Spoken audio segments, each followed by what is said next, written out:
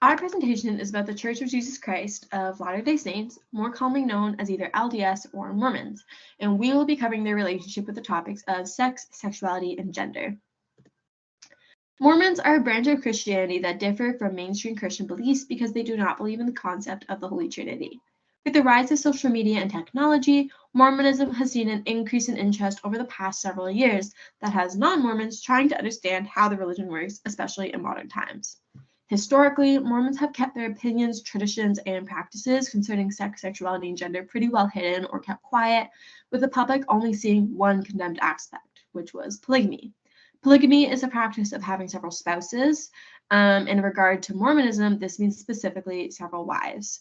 When polygamy became illegal in the United States in 1882, thousands of Mormons were convicted, which further advanced their pessimistic views of sex, sexuality, and gender, since polygamy had effectively split their church in half. Half of Utah Mormons were practicing polygamists, and half strongly opposed the practice. The majority of Mormon population resides in the United States, spread across Utah, California, Idaho, and Arizona. Canada has almost 200,000 members, mostly residing in Alberta, and the South Pacific has many members and temples as well, especially in Tonga. Our social media campaign will outline many topics of sex, sexuality, and gender, and what Mormons believe or practice concerning those topics. For example, we will be discussing gender roles in the church and in the home, premarital sex, polygamy, and sexual orientation in the LDS denomination. We aim to provide a bias-free, secular perspective that will educate non-Mormons about the common practices of the LDS Church. Hi, I'm going to be going over the section of our pitch on who is our audience. In this section, I'm going to discuss who does this pitch apply to, who do Mormons typically recruit, what does the Mormon demographic look like, what is the purpose of this pitch, why you should care about this pitch, and what are the repercussions of ignoring the information I'm about to discuss. So, who does this pitch apply to? This pitch honestly applies to everyone. It's important to learn about Mormons because anyone can join their church. I've just included a quote from their website to reiterate that they believe that everyone are children of God and they are open to everyone joining their church regardless of their past. Mormon recruitment. So Mormons believe that the Lord has asked them to carry out missionary work. This includes sharing their gospel, which is the Book of Mormon, and sharing their experiences with the LDS Church. So currently, there are approximately 50,000 missionaries carrying out 350 missions to represent the Mormon Church around the world. So you may be wondering, what do Mormon demographics look like? So followers are predominantly located in Utah, as their headquarters are in Salt Lake City. In Utah, there is also a church-run university called Brigham Young University, or commonly referred to as BYU, where 98% of students are Mormon. And overall, 2/3 of Mormon followers are under the age of 50, and 86% in the US are white. So the purpose of this pitch is to educate everyone on Mormonism and their core beliefs.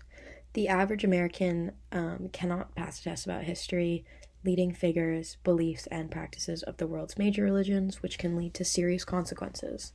Most show the strongest knowledge about Christianity, but their knowledge is still limited, and this is a result of religion being dismissed in education for fear that it's too controversial. So to just wrap this up, why you should care. Widespread illiteracy about religion feeds a culture of stereotyping and misconceptions. Lack of knowledge makes more complex thinking about religion more difficult, and consequently, many members of society have huge gaps of knowledge of history and how religion affects current society. Here is the work I have referenced, and thank you so much.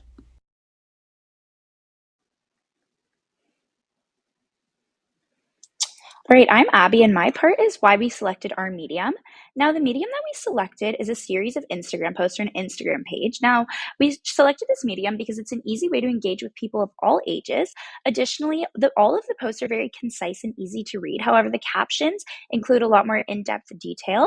As well, we share all of our resources at the end of our posts, which encourages our viewers to also go do their own independent research in order to form their own opinions on the ideas that we are presenting about Mormonism. Additionally, the Instagram posts are a very simple and easy way to have access to information quickly. Now, these are very easily accessible and widely available. So like I mentioned earlier, this is an easy way to engage with people with people of all ages, as the ages of people who have Instagram range from anywhere from 12 to adults later in their life to seniors. Additionally, the topic of religion can be a little bit uncomfortable for some people, so this is a more lighthearted way to have a conversation about religion. Now, unfortunately, the app is not letting me show my face for this part of the video, but I thought I would just quickly go over our Instagram page just to show you a little bit of what I was talking about. So we have these infographic posts that go over the history of Mormonism, as well as the sex, sexuality, and gender aspects of it. Now, for example, on this post here, we would have our information on the main page with the references following. Same with all of the other posts. As well, you can notice that the caption is quite detailed and it provides a lot of information for people who are hoping to learn a little bit more than what the infographic just provides. For our activism campaign on Instagram, we used a combination of academic, gray, and media resources to support and research our information.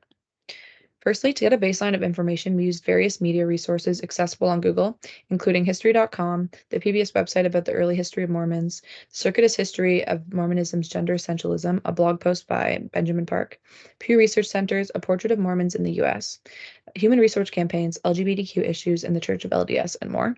Although these resources have holes in them considering they're not peer-reviewed, they still provided us with the foundation that we could base our knowledge of Mormonism off of, so that we could probably analyze Mormonism and religion in a more advanced and peer-reviewed study in the future.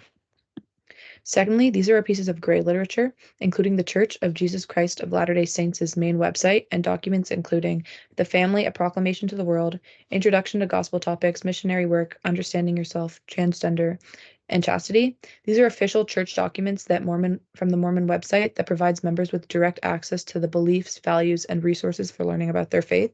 So therefore, this website was very accommodating because by referring to official documents that Mormons base their faith off of, we can analyze who's being silenced, who's being highlighted, and further implications for a larger academic conversation. Lastly, these are our pieces of academic resources, which are all peer-reviewed and include Mormon Reactions to the Book of Mormon by Adrian Hale, Mormonism in a Secular Society by Gordon and Gary Shepard, The Intersection of Gender, Sexuality, and Religion in Mormon Mixed Sexuality Marriages by Elizabeth Ledgersky and Anita Harker, The Religious Studies Skills Book by Eugene Gallagher and Joanne McGuire, and more.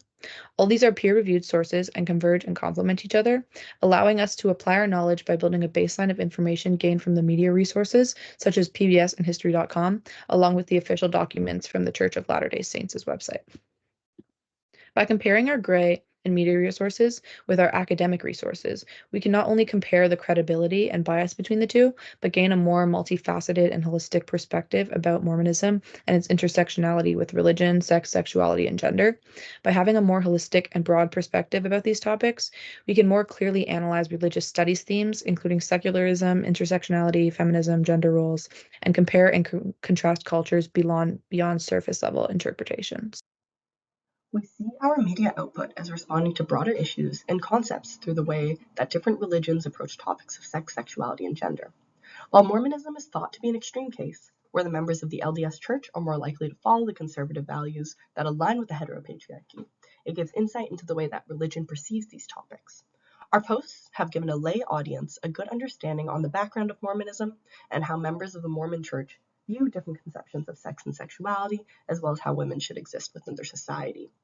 This knowledge of Mormon views allows readers to critically analyze how other religions view the same topics and to understand the reasoning behind different approaches to the topics of sex, sexuality, and gender within religion.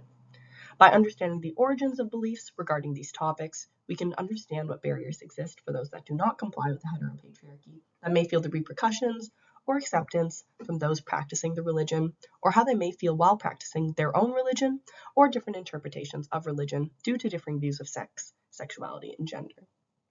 Understanding these topics allows us to understand how individuals identify with their religion and their sense of belonging within the religion.